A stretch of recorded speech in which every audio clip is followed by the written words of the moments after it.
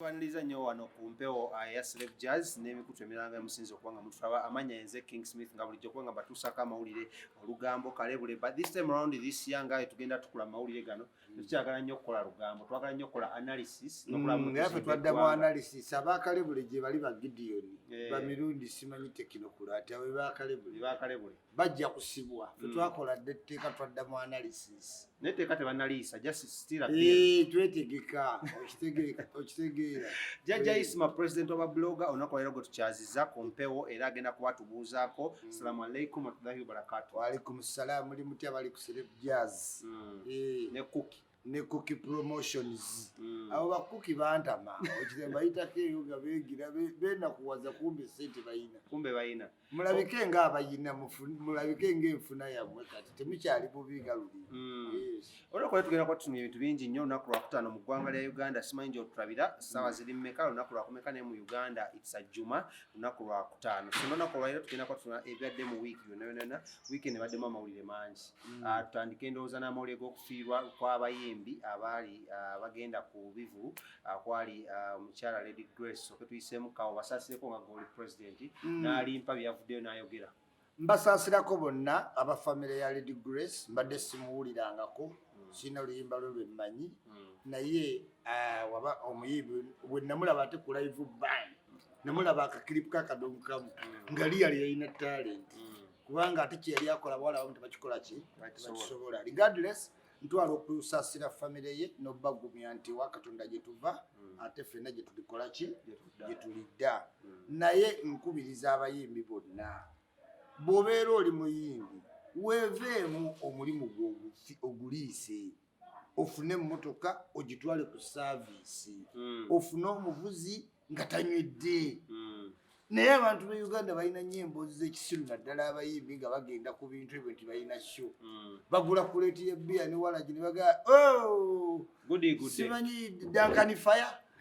avuga oyo ne walagi n'atuvuga okuva e Kabale mpaka gundi nze natuuka sitegeera naye oyo simanyiraga Fire ategeere ki emmotoka oyo nonsense atuusiza abantu bangi ku ki ku accident. Otambula kiro emmotoka zammwe tezirina mataala tewagikoze saaviisi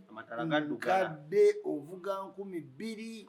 ate mbw'ogenda kapeeka oluguudo luvundu okitegeera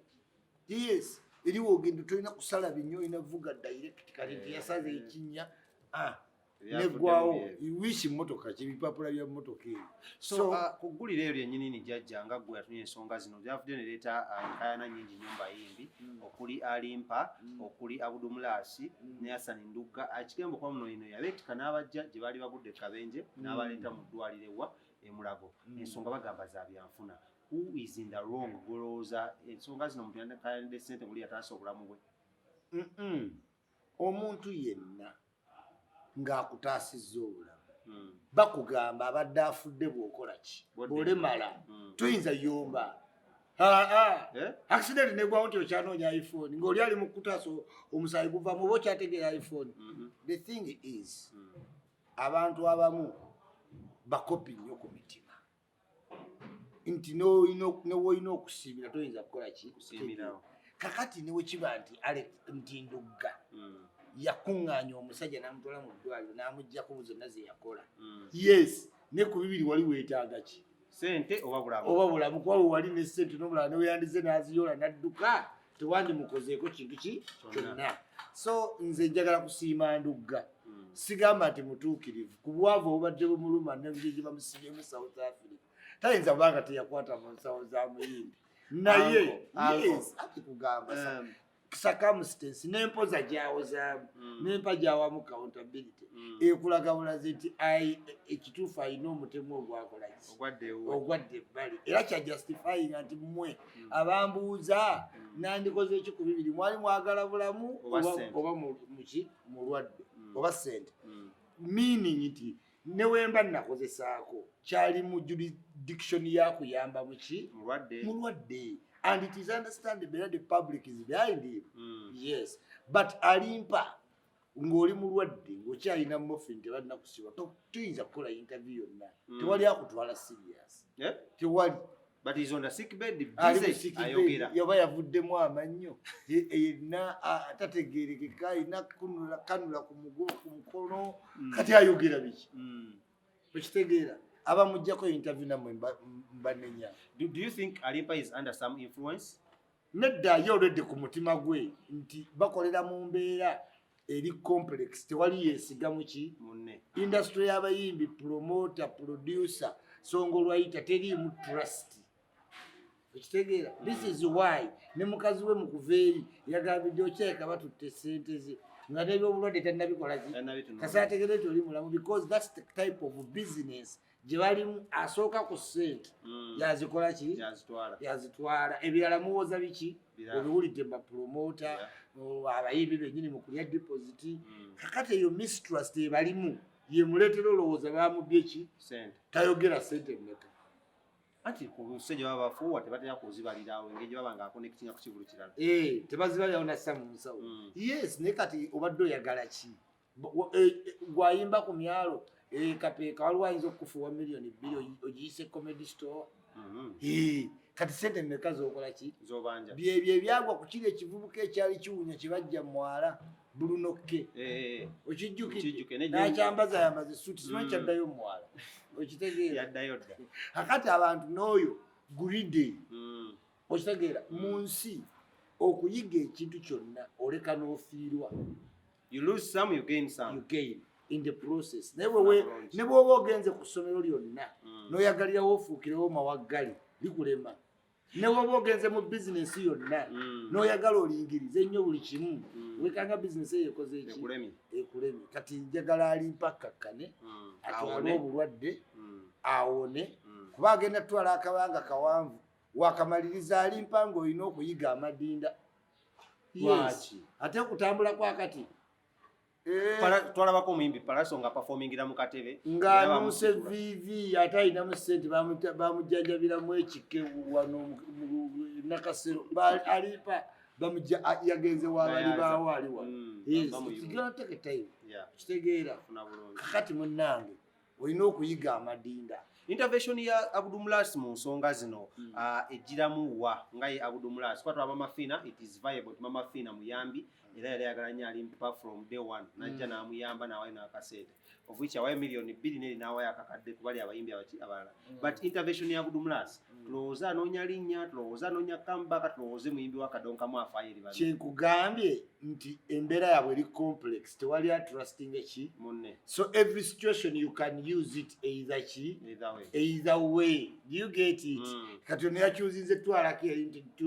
tulage embalirira bafune ki comparison yawo era yafunise kubanga era kituufu Abdulmulas yayimba dda erinnya ly'amaanyi naye mu kadonkamu aliwo ssaawa zino takola ki taliiwo mu pikica kati ate Ndugga toyinza keteekako mu kadongo kamu akamala okuba ekivulu ne kiwuuma nkugambye byakika bye bimutawanya ne bawalukaga tebasobola Ndugga walukaga meeyo omulamba anti waliwo music as a business waliwo omuyimbi obuyimbi kati nkugambye banalizingemu ensonga music as a business n'omuyimbi n'omuyimbi adiwaaka waliwo omuyimbi adiwaaka era gundi yabadde babyogerako abayimbi abali international tukatulaba Davido Mr. Easy Patoranking abo ba business musician kola mukasimbi invest they do kitege kati waliwo abayimba batu baba muyimbi ayagala kuyitibwa legend kuwulira bulungi kitegeera waliwo ba hardwork ba Wizkid ateekamu 100% kati waliwo Mr. Easy ayina oluyimbo lumu naye yakula n'emikwano gy'emigagga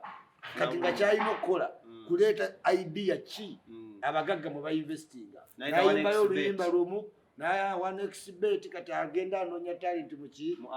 Africa kozi agundi bagiyita ayina ne record label bagiyita Empower eresa abayimbi bangi joboyi mwe yava tulabe baani kati ekyo kyenkugambye nti waliwo omuyimbi mu business kati walukaga muyimbi wakadonkamu and business and showbiz kati ono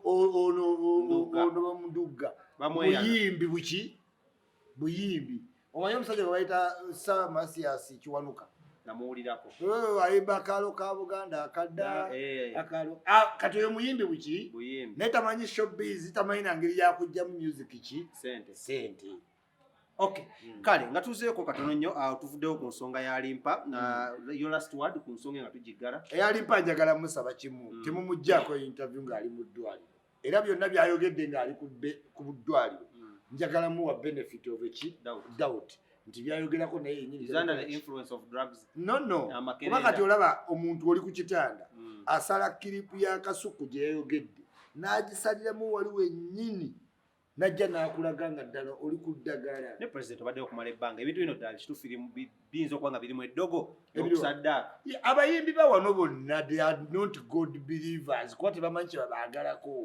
buli wobeera nga tomanyi kye bakwagalako obeera owanka buli muntu wagaa tugezeeko kino okola ki ng'odduka kati tibbo tebayinza kwewala byawongo okitegeebya shiriki kati all those factors are constant era kituufu bazoba yagenze ku kizinga n'enkima kubanga amuwaako lipooti gyali si kasuku akuwa lipooti ndiki speech kati gweokulumba kasuku kiri unfortunate gwolina kunyonyola wajja n'enkima oba tewajja nayo kubanga ye alina recording ya 6 minutes teyakola nsobi n'omuntu yamulikodinga nga nnyonnyola ebintu ebyo abayimbi bawano bonna bali ku byawongo kubanga tebamanyi kye babaagalako tayinza kuteeka tuwirinwaji ayinza okukubuulira engeri gye yajjuzaamu cricket bupati buno obuntu wapi ate nomala ogijjuza ate ne bagoba ku entrance ey'emitwalo 2 sente zaali za promote anti kyekugambye nti oba tomanyi lwaki oyina ekintu ekyo yes okay